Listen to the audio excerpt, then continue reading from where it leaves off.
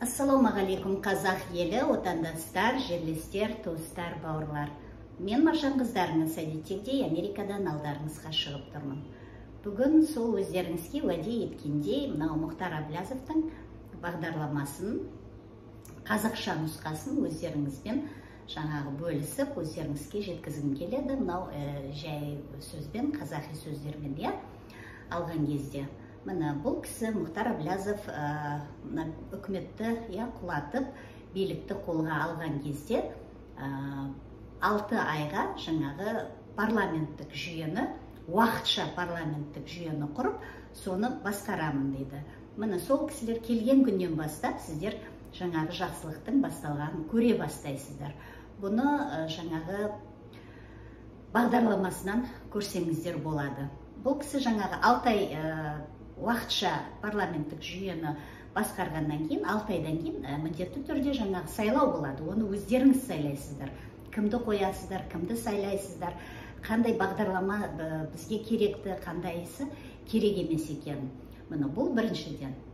Екіншіден бұл кісі айтады, мына бұл билік келген кезде, мынау ең бірінші жаңағы қуантарлық жағдай бұл жерде, мынау мектеп, мемлекеттік мектептердің бәрі тегін болады балдарға, жоғарғы оқу орындары тегін болады.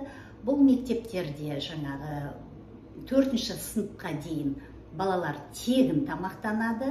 Тағы да тағысы бар жаңағы бағдарламалары. Одан қалды жаңағы отбасы, ата-аналық пакет, материнский пакет. Міне сол ата-аналық пакетте міне балдар 7 жасқа дейін пособие алып тұрады. Міне әр балаға 50 евродан пособие. Егер сіздің отбасыңызда 3 балаңыз болатын болса, 1 жас, 3 жас, 5 жас, міне осы балаларыңыз 7 жасқа дейін 50 евродан айма-ай міне пособие алып тұрады. Сонда сіз кірісіңіз, үйге кіретін міне балалардың кірісі 150 евро болады 3 балаға. Сонда сол ақшаны сіз емін-еркін сол балаларыңыз үшін жұмсай аласыз. Бұл жаңағы мектеп балаларына дейінгі бағдарламасы. Мектептегі бағдарламасы 4-ші сыныпқа дейін тамақпен қамтамасыз етіледі, әрі оқуы тегін. Жоғары оқу орнына келсек, жоғары оқу орнында тегін болады, мемлекеттік жоғарғы оқу орындар. Студенттер 50 мың теңгеден кем стипендия алмайды.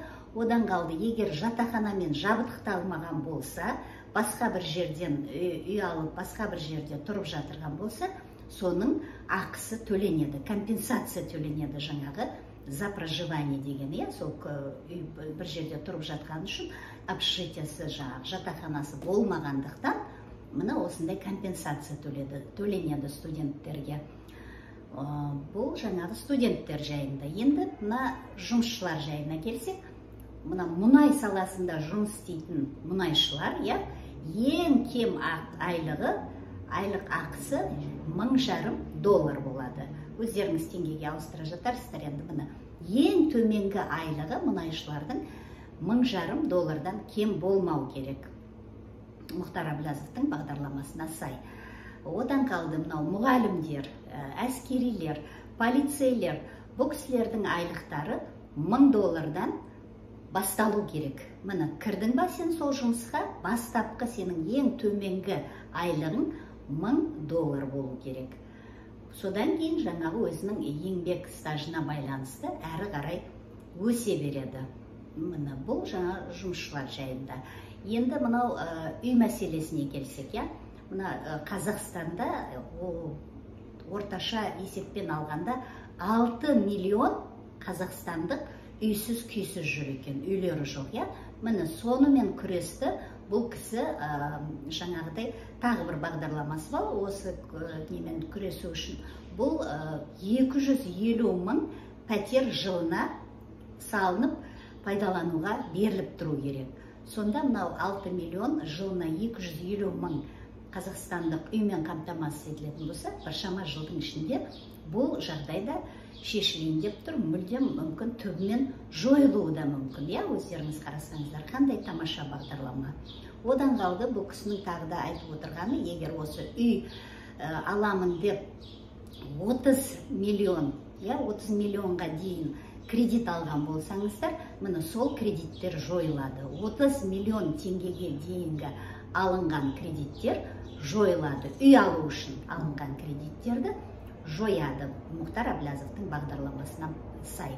Тағы да мынау тұтынушылар кредиттер, несиелер, тұтынуға алынған несиелер де толығымен жойылады Мұхтар Әблязовтың бағдарламасымен.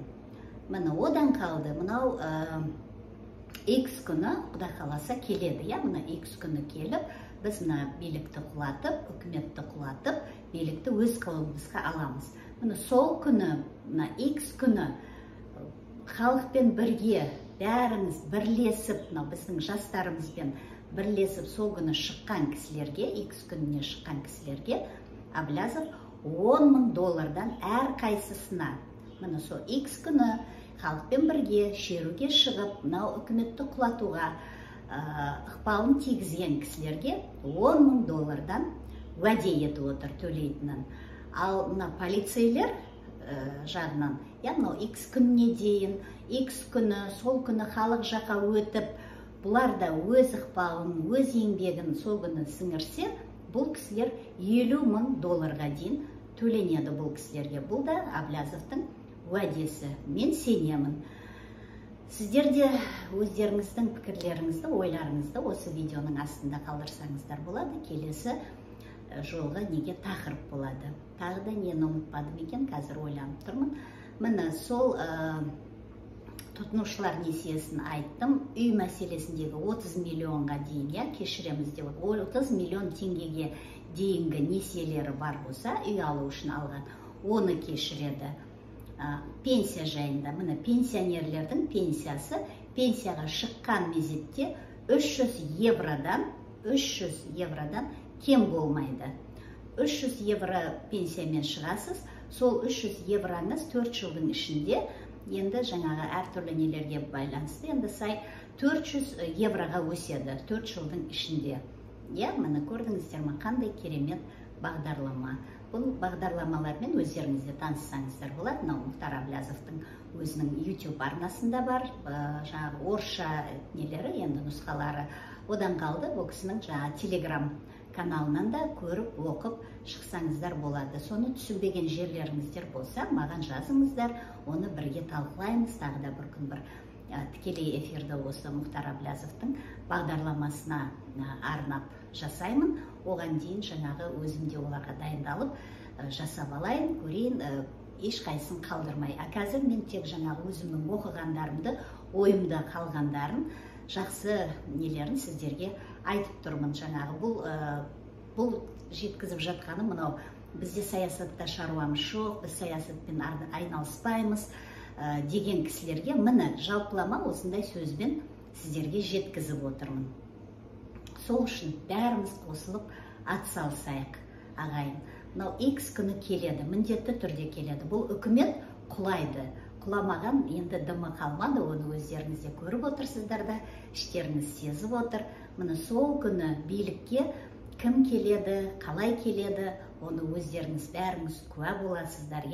Міне қалай басқарылады осы қазіргі мынау халықтың арасында жүрген балдарымыз, жастарымыз, қыздарымыз, ұлдарымыз, ағаларымыз, әпкелеріміз, осы демократия күніне жетеміз, осы үкіметті құлатамыз деп жүрген кісілерге көрсетіңіздер, ауызбіршілігіміздің артып жатқанын, бәріміз бірігіп жатқанымызды. Міне сол күні көріп, сенімді болған күні, сіздер сол X күні, сол батырларымыздың жанынан табылатын күні X күні келеді, міндетті түрде. Соған талпылайық, ұмтылайық соған.